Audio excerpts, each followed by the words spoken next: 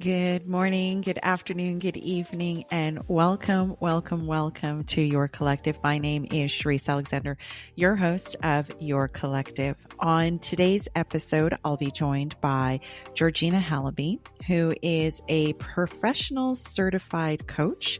And today what we'll be talking about are, again, more methods, more tools, more resources that you can help bring about balance into your life. That's your professional life, your personal life, your spiritual life, wherever you are in your journey. We'll be speaking specifically about mental fitness and what that actually means. So without further delay, let's dive in. Thank you for joining. Why don't we start by you sharing a little bit about your journey and what led you to focus on mental fitness and hypnotherapy? And coaching. And coaching, of course. Yeah.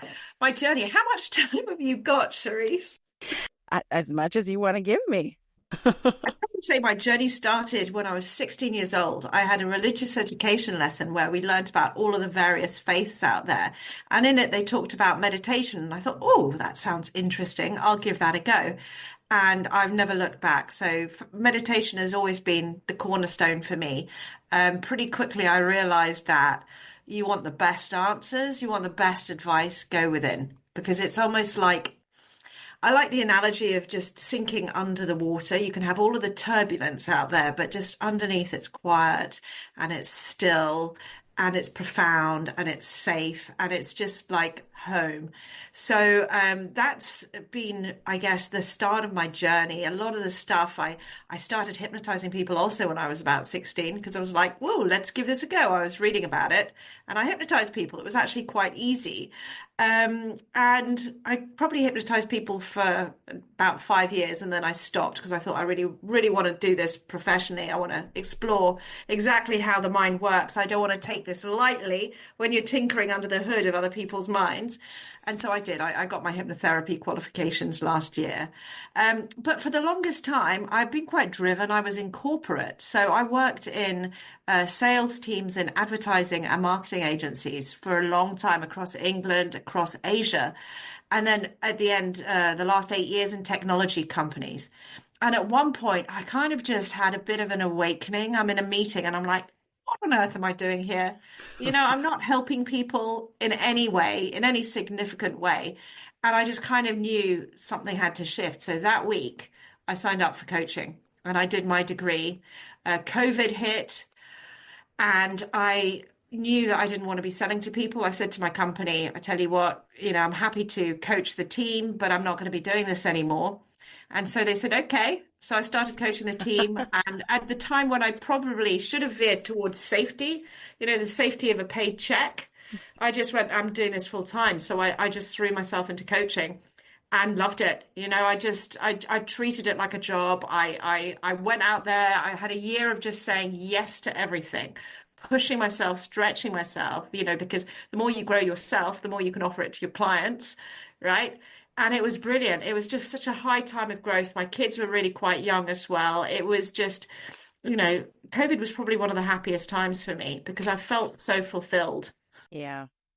I love that. And when what really resonated in all of that is when you said you switched from your corporate job and you just dove right in. And sometimes that's absolutely how it has to be. You just got to be like, well, I'm doing it now. So I'm just going to go all in and look at where you are now.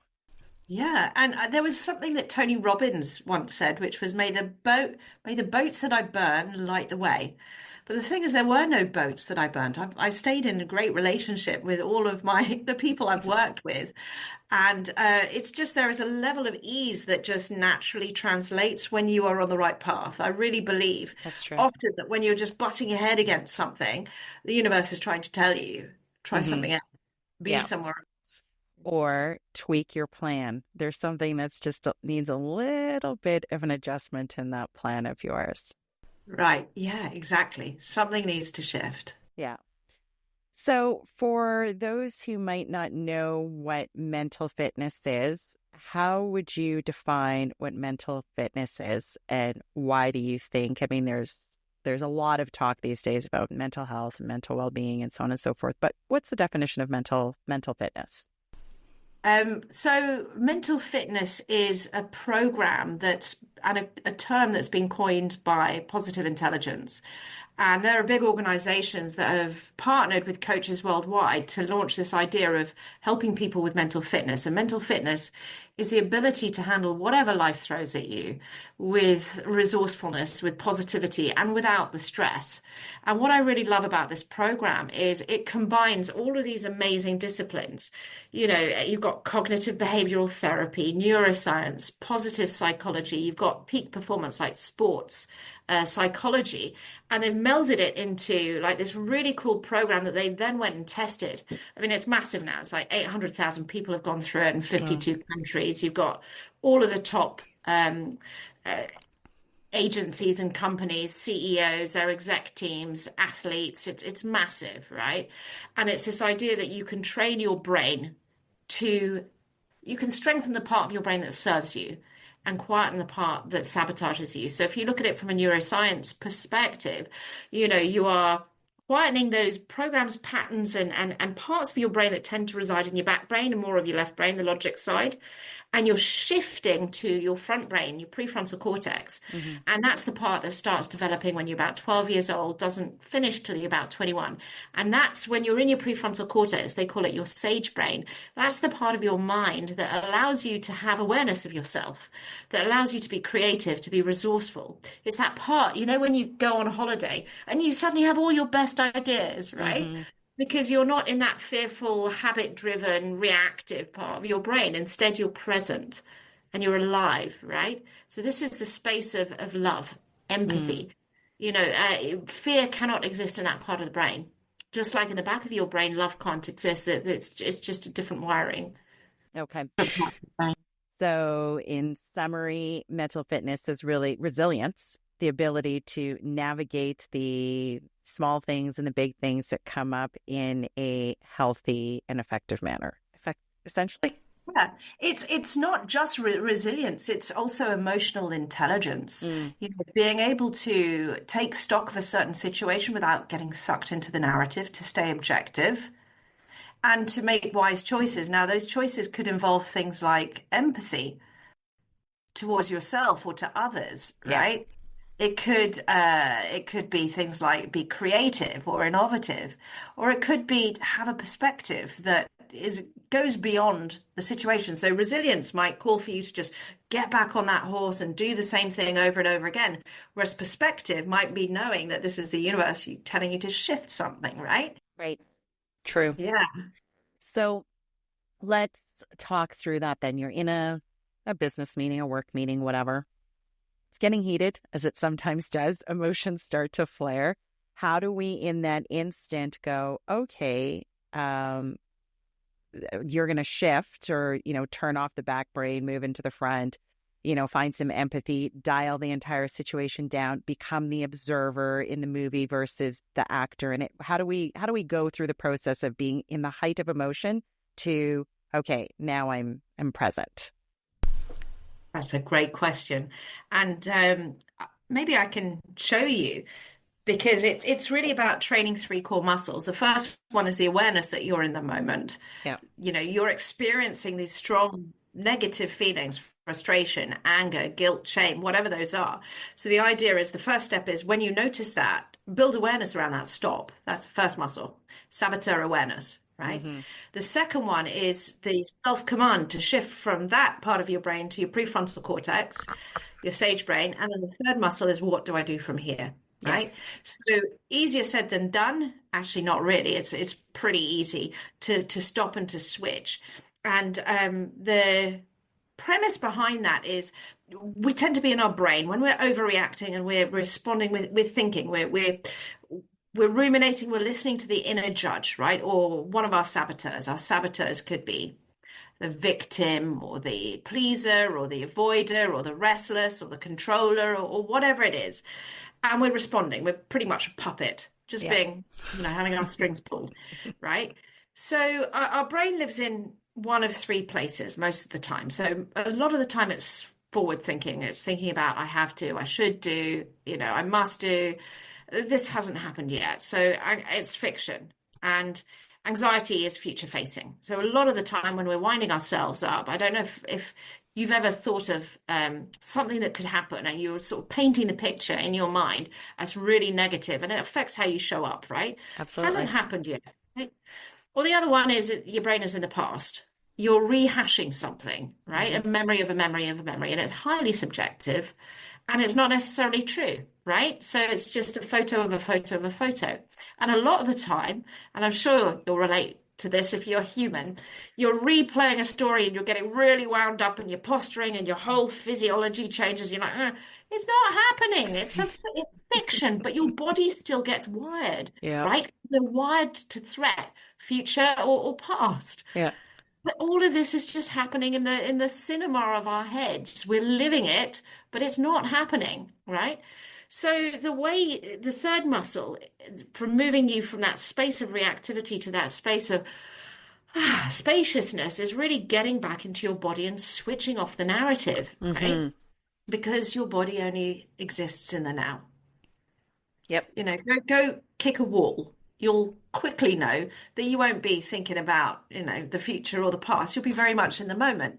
So that's why all of the disciplines that people tend to use to sort of relax or get in the moment, things like yoga or running or meditation or walks in nature or all of these things, they're very embodied. And so we use our body as a way to switch off our narrative circuitry, to Right. just get into the present moment. And when you think of body, you've got your five senses, you've got your breath, Yeah. depending, how spiritual you are or advanced, you've got your prana, your energy. But for most lay people, we just start talking about your five senses and your breath, Yeah. right?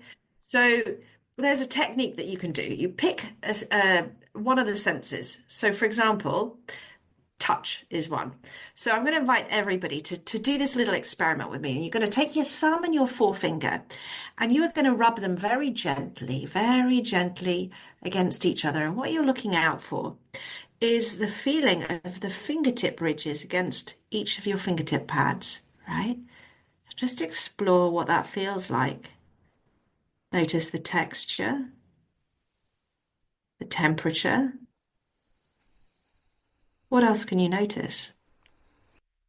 For me, it brings me right into my body because it focuses me on my body. So I'm paying attention to what else is going on in my body, like, what else is coming up physically. So I love this technique. So actually, as you rub your fingers, let me just check what's going through your mind. What's the quality of your mind? It's calm. It's peaceful. It's very focused. It's like right here, right now. It's fully in the present. I'm not thinking about what I have to do and I'm not thinking about what's happened. I'm fully engaged in right now because I'm rubbing my fingers together. And it's so easy, isn't it? You can do It that is. between meetings. You could do that anywhere. I have my teenage daughters giving out to me, and I can't say, oh, I'm sorry, I'm just going to get on the floor and meditate. Right? I could do this though, and it will calm me down. I'm quite a kinesthetic person, so this to me is the one that works best. But maybe if you're more visual or auditory, there's different things that you can do. So you have a play around. Try looking at something in the far distance Mm-hmm. and just notice everything. Yep. And then look at something really close up. Look at the steam coming off your cup of coffee. Mm-hmm. Look at something with beginner's eyes, right? Or similarly, what can you hear far away? Let's try this one. You don't need to say anything because we'll get everyone to give it a go. What's the furthest away thing that you can hear? And now what about up close? Can you hear your breath? What about your heartbeat? I can actually hear my heartbeat. Amazing. Yeah, it's a skill. It's not easy, that one. Yeah, amazing. But you notice how the barometer just drops. You just go quiet. There's no Yeah. narrative. It's just still. And that's pretty much the definition of mindfulness. It's really about being in the present moment without any stories, right? Yeah. Without the narrative. I Just love this one the most because this one I'm just thinking about like from because if you're in a really heated meeting and you could sure close your eyes and start taking a breath, but then people are going to be like, okay, what's she doing? She's closing her eyes and you're right. I can't stop and be like, hey, I need 5 minutes to go and meditate so that I can calm down. But this brings me right back here right now. I love this one. So I know y'all can't see, but rubbing your thumb and your forefinger together, that is the action that we are doing right now to be fully present in this moment. Thank you for that. Right. What I love about that one is, from a hypnotherapy perspective, we're creating an anchor. And an Hmm. anchor is basically an association of peace and calm. So that all you need to do is put your hands together and you're automatically transported because you keep building upon Yeah, that mental connection. I love that one. I'm going to use that one. I frequently, I'm going to use, okay, I hope not frequently, but when needed, I'm going to pull that tool out. Yeah. And Um, if I can just also mention, Sherisse, it's an amazing thing for go and check out on the Positive Intelligence website. They've got this take a free saboteur test, and it's so insightful. It takes just a couple of minutes. You'll get emailed your results. That's where I was going next because I know you're talking about archetypes. And for the sake of the audience who might not know what archetypes are, how do they show up in your life? What are some of them? And so when you talk about the saboteurs, we all have them. What are you talking about when you're talking about the archetypes? So archetypes, they are pretty much anything that you can associate with anything. It's just another label. But we sometimes have names for ourselves or names for behaviors, wounded child, victim, hero, whatever that is. And it's what that means to us. And what that means to us is very individual Hmm. for people. And so, as coaches, we work with what other archetypes work best for people. When they talk to us in that language, we respond. But when we're talking about the mental fitness and the positive intelligence program, what they did with all this research was they looked at all the different ways that people get in their own way, Hmm. all the different ways that they sabotage themselves.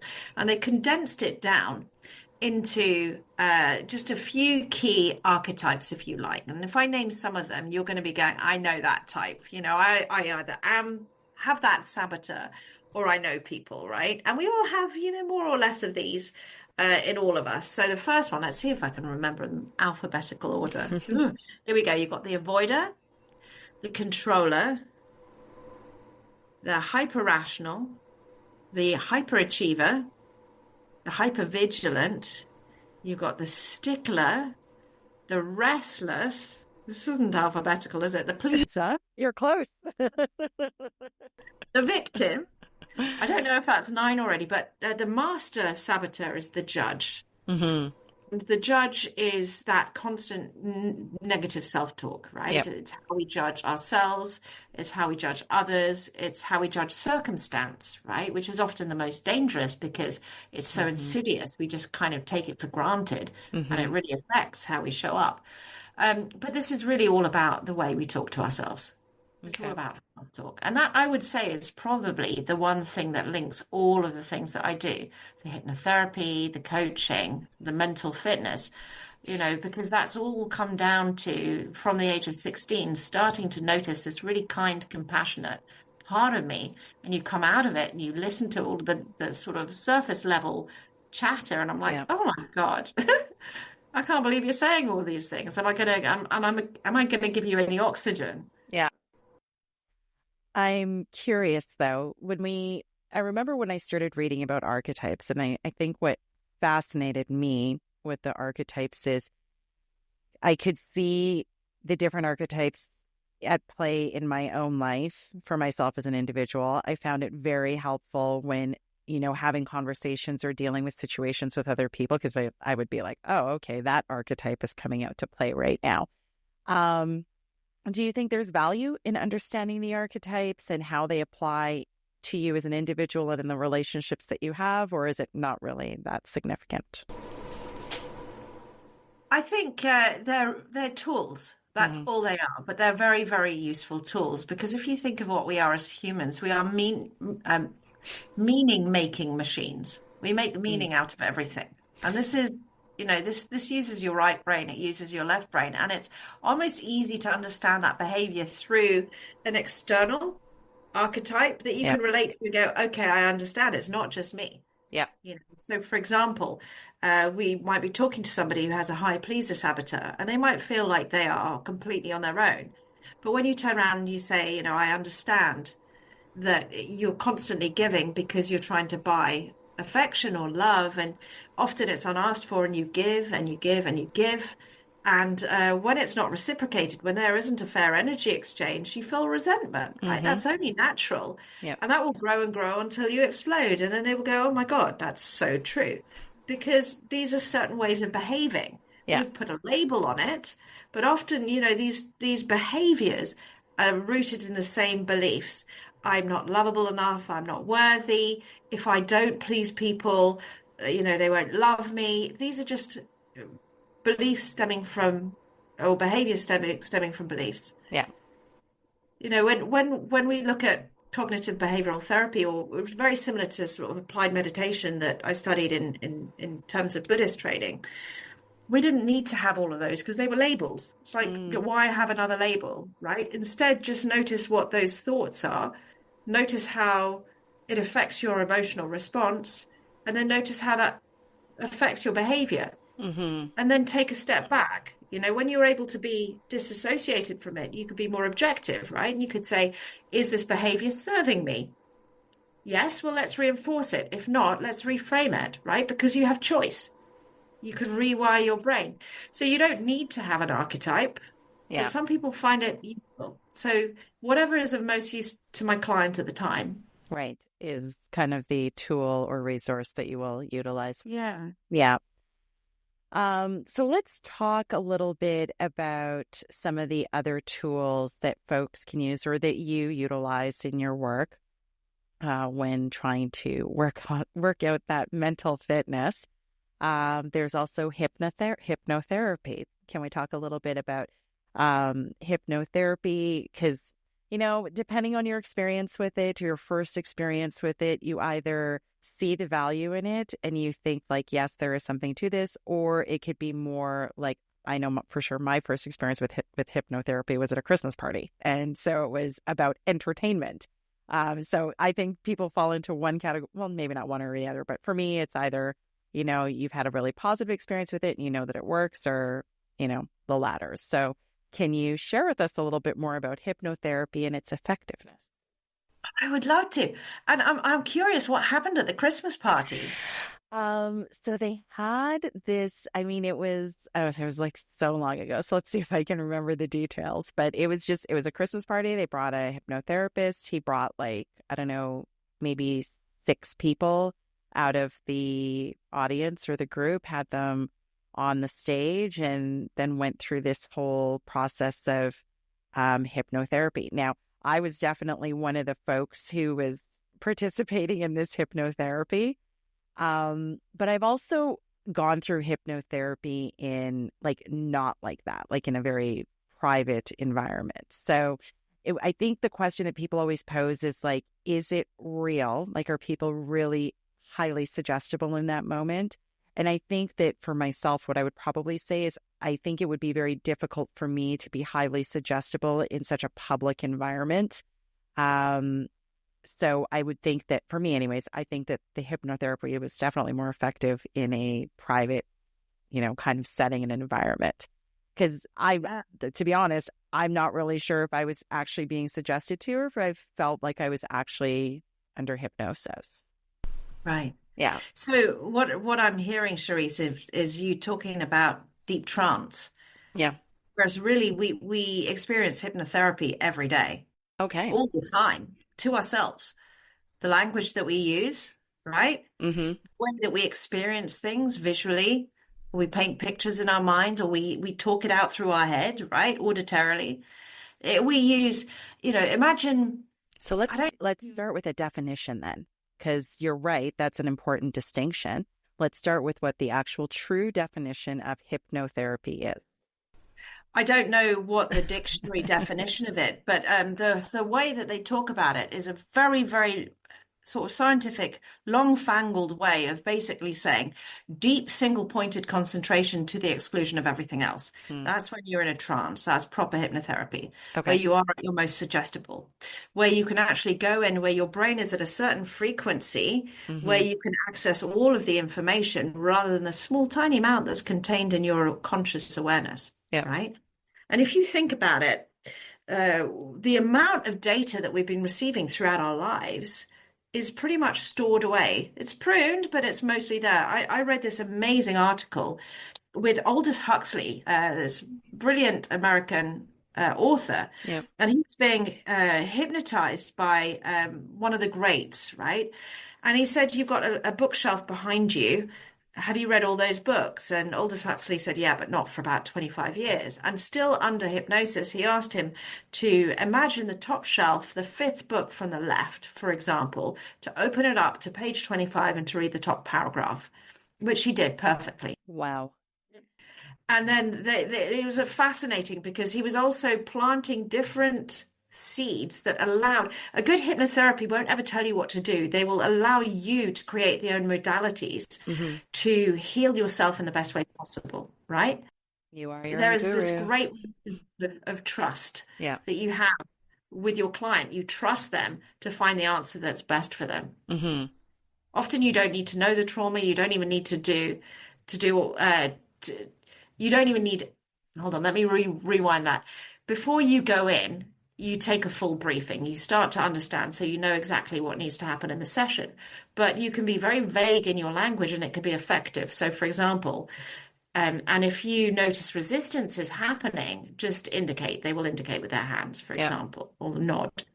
And I want your unconscious mind to find the best way of resolving that issue in a way that is right for you.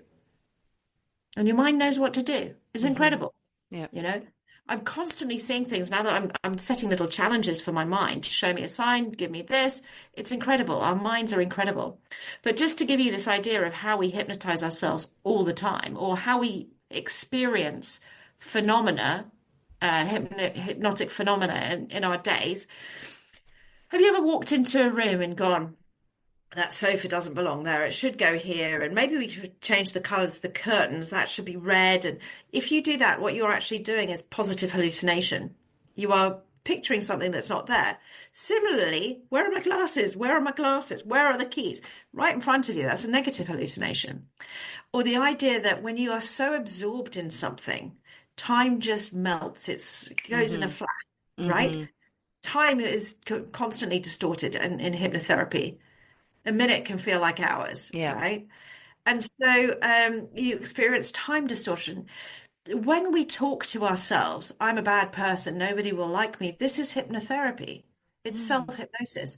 So my journey with self-hypnosis was quite significant before I even trained to become a hypnotherapist. Uh, because for example, I hypnobirthed both my daughters, which meant first of all, looking at all the beliefs I held around and the fears I held around giving birth, letting them Mm-hmm. go, Yeah. and then just completely trusting my body. You know, you have people, women who give birth in comas, right? We don't Yeah. even need to be there. We don't, I mean, we need to be there, but our mind doesn't need to be there. Our body's Literally. just doing Yeah. it, Yeah. right? So I was almost watching myself giving birth, going, "Oh my God, I'm so cool. Look at what I'm doing." I was really enjoying the gas and air as well, but there was no drugs, there was nothing. Yeah. But if I needed them or if I'd needed an intervention, I would have been calm and in control and able to have that conversation. Yeah. So self-hypnosis is amazing. And I think the time that I really realized this, when I was like in my early 20s, I got invited to go skydiving and I said, no, no, no way. Thank you, but no. Yeah. Yeah, what are you thinking? Yeah. And that I couldn't sleep. And I asked myself a question, which was, oh, I wonder what it's like to skydive, but without the fear. And because it was quite late, my brain was just drifting. Before you knew it, I was tumbling out of the airplane in my mind, and I was floating down, and it was beautiful. It was over a lake, Yeah. and it was quiet, and it was peaceful, and there was no fear. And you could feel the sort of cheeks go blah, blah, blah, blah, a Wow. bit windy. And I was like, that's really fun. And so the next day at breakfast, my friend said, are you going to come? And I surprised myself because I went, yeah. Well, the rest of me was going, really? But I was so calm. I was so calm all the way to the airplane, so calm all the way up. And I was the last off that airplane. Yeah. And by this time, everybody who was so brave before were freaking out. Yeah. I just sat calmly and we dropped out. We literally plopped and you fly off, Yeah. literally Yeah. fly off. And it was colder than I thought. Hmm. But apart from that, it was bizarre. It was the same. It felt centered. The world was rushing by me, but I was still. Oh, that sounds so cool. You're practically talking me into skydiving. So that's it. You see the language that we use and the pictures that we picture and the sounds that we make and the feelings that we make, Yeah. right? This is how we show up in life. You'd already practiced for it, really. And what a beautiful time to do it, right? Like right before you're going to sleep. Like, let's face it, you are highly suggestible right before you're going to sleep because you're going to sleep. So it's like you had had an opportunity to practice the entire experience before in your dream state, and it unfolded exactly the way that you had practiced it. Yeah. And this is very close to neuro-linguistic programming, right? Yeah. Which is the twin sister, if you like, of hypnotherapy. Hmm. This is what athletes use. They get into a state of in the zone in their mind, right? Hmm. And then they just rehearse. They rehearse the shot. Like I rehearsed jumping out of that plane. They rehearse the shot. They rehearse the whatever it is that's their sport. And amazingly, it actually has a physical impact on their body in terms of their responsiveness, their muscle Yeah. mass, all of this. Rao Dispenza talks a lot about this, and I mean, this is absolutely his work, right? We're talking about how we are literally, instead of, because as you talked about, we're either living in the past or living in the future instead of being fully present. So how do we live fully in the present while living that experience that we want to have, aka skydiving, and practice for it? And his work talks exactly about that, like how people have convinced their bodies that they're, 30 years younger, or they've healed themselves. And I mean, again, further to the point that you made initially, which is the mind is such a powerful tool if we know how to really open it up and use it to work through these things that come up in life. I love it. It's Yeah. exciting.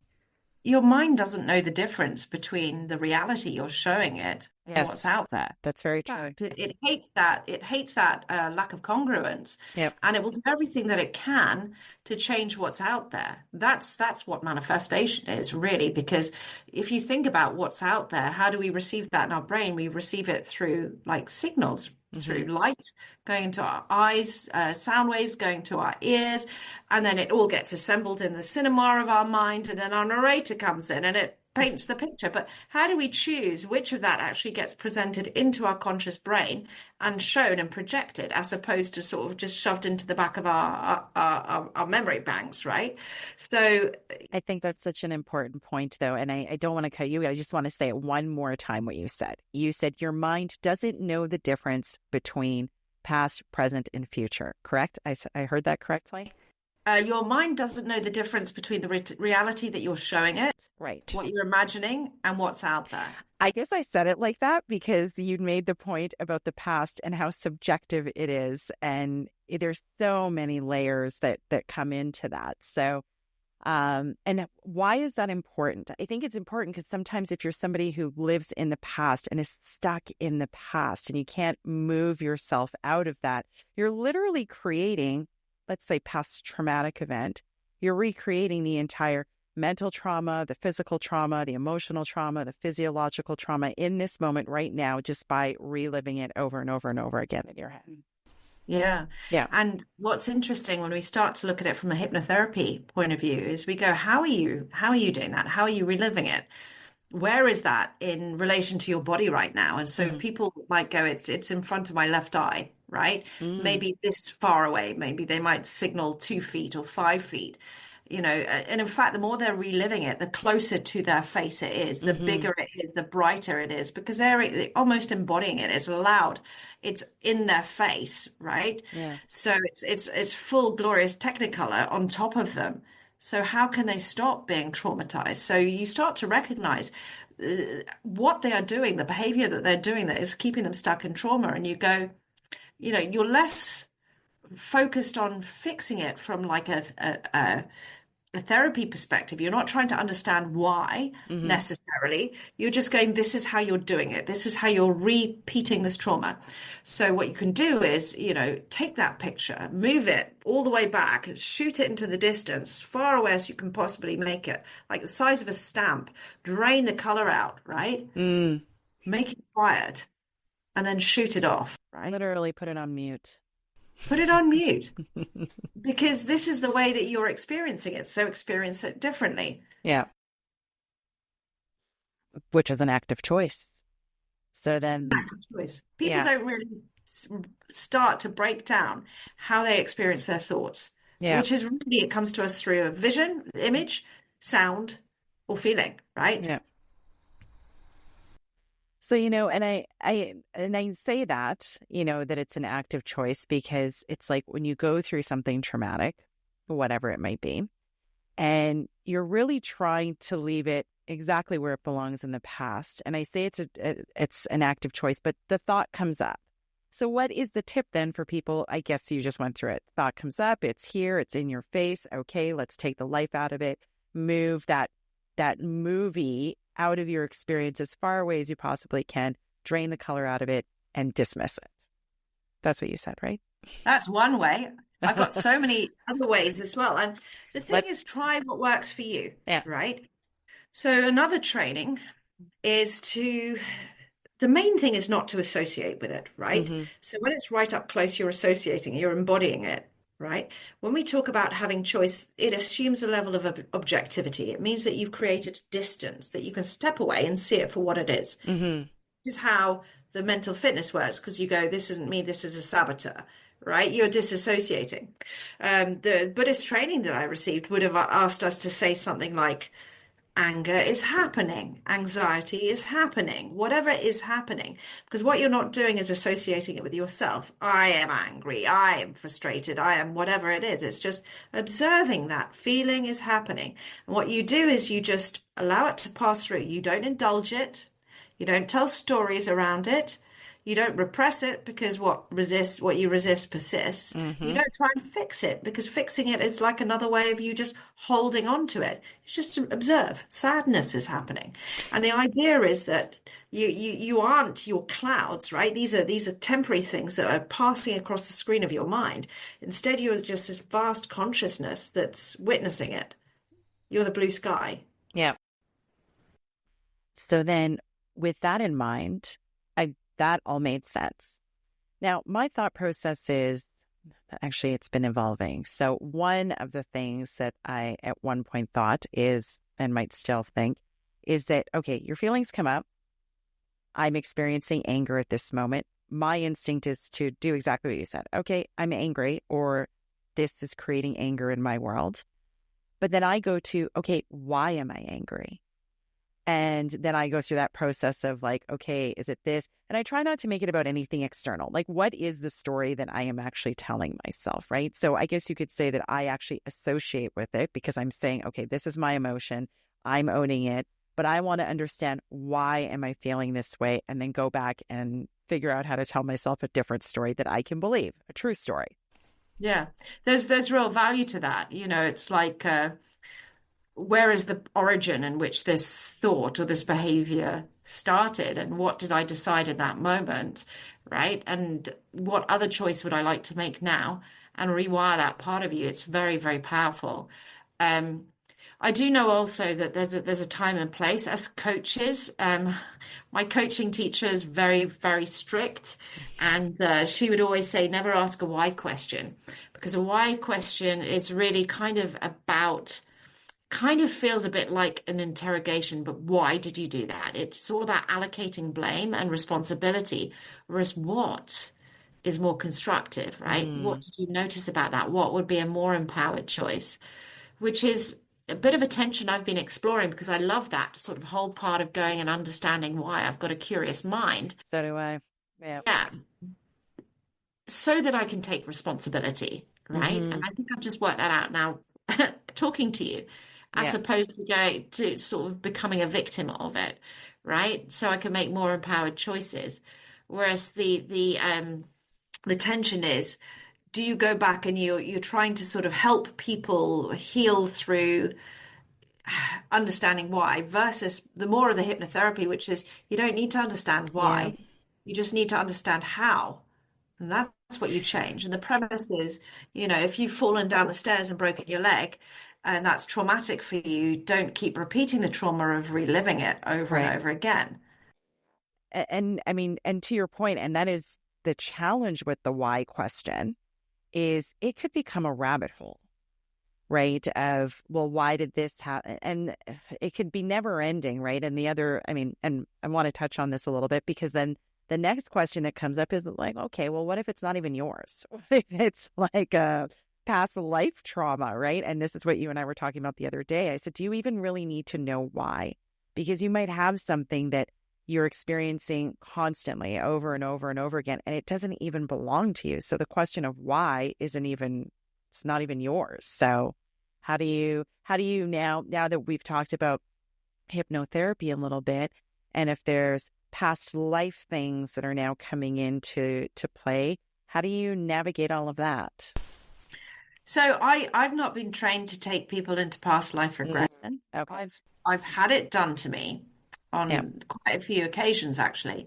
And the first time was early 20s again. And the lady was training as a hypnotherapist. She wanted to have a volunteer, and it was really traumatic. I just felt this tunnel of energy just powering out of my solar plexus, just anger, like Mm. rage. I've never felt anything like it before.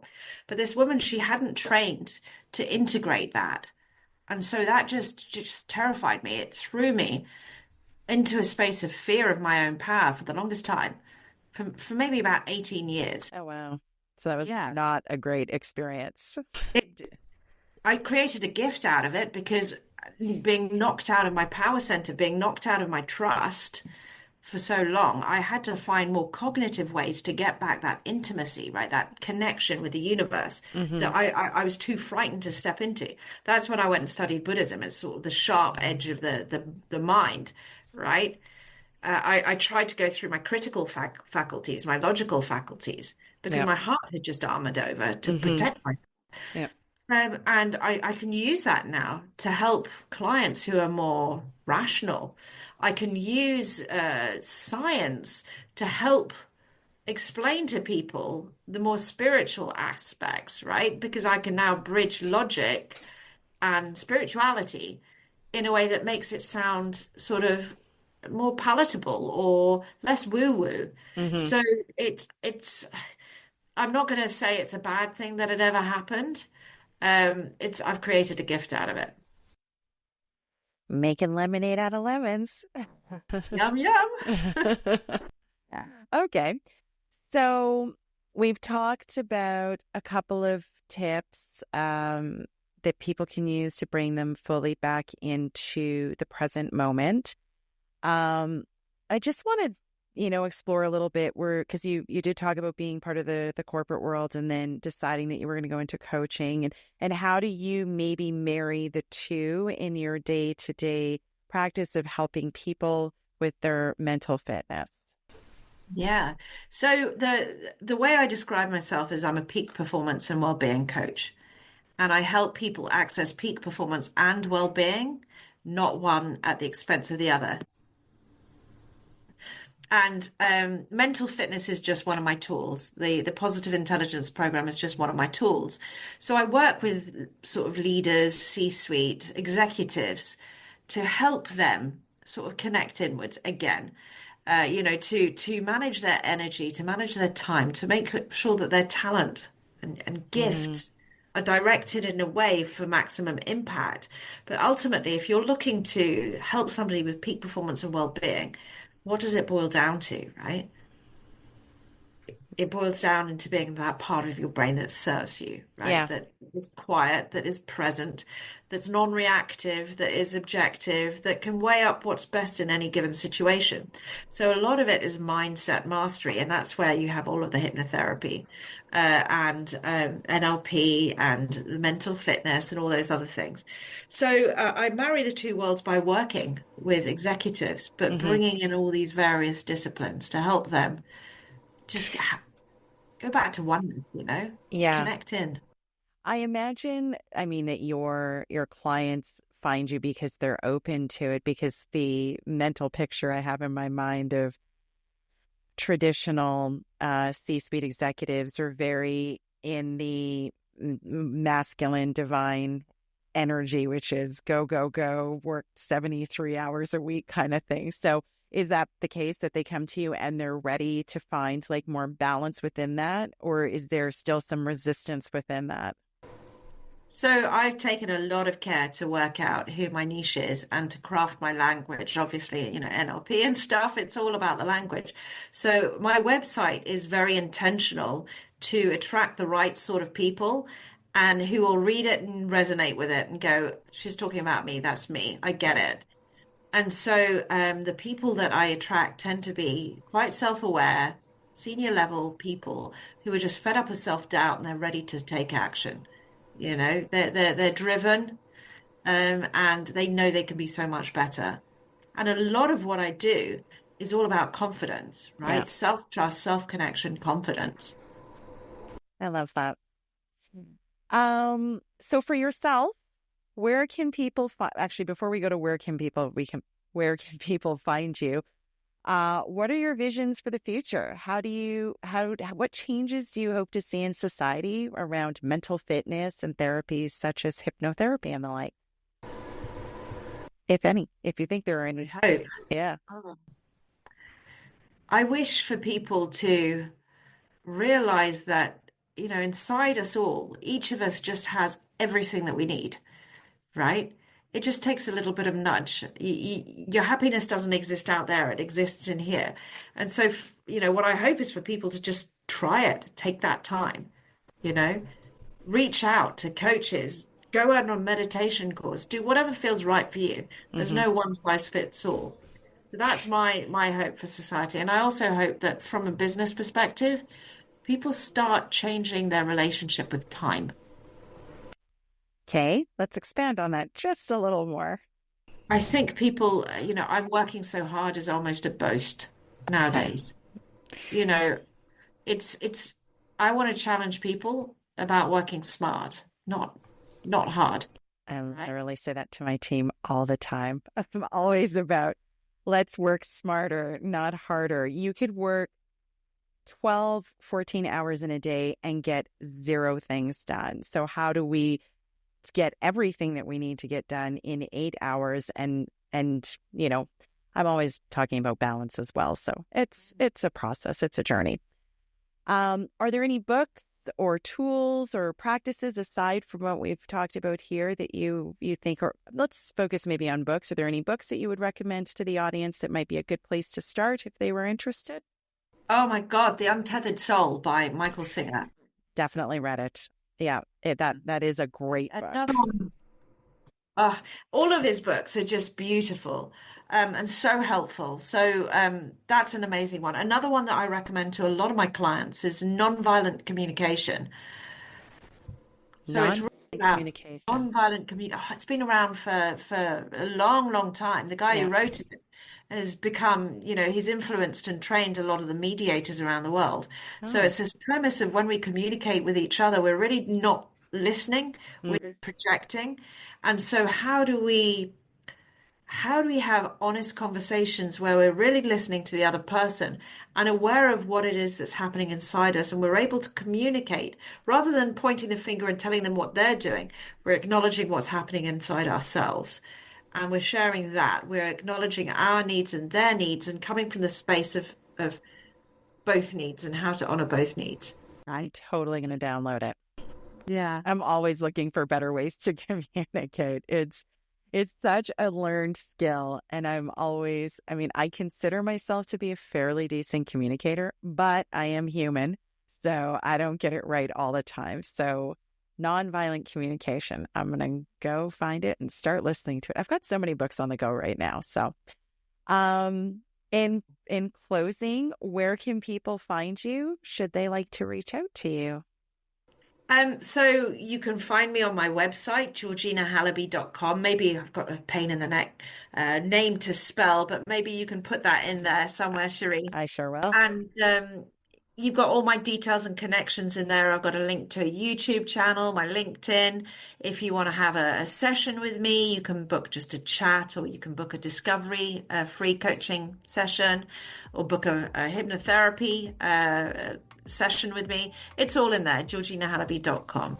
Beautiful. I will ensure that all those dates are in the show notes. Well, thank you again so much for carving out this time for me today and the audience. I love the content that we chatted about here. I think it's extremely valuable and important. Thank you. Always a pleasure. Thanks, Sherisse. Thank you, as always, for joining myself and Georgina Halabi today on Your Collective, where we talked about archetypes and mental fitness and hypnotherapy, and hopefully brought you some additional tools and resources that you can use as you move through your days, weeks, and years. So if you enjoyed the content from today, please follow, like. You can communicate with me on Instagram, or you can send me an email at Sherisse@yourcollective.ca. So without further ado, please take care of yourselves.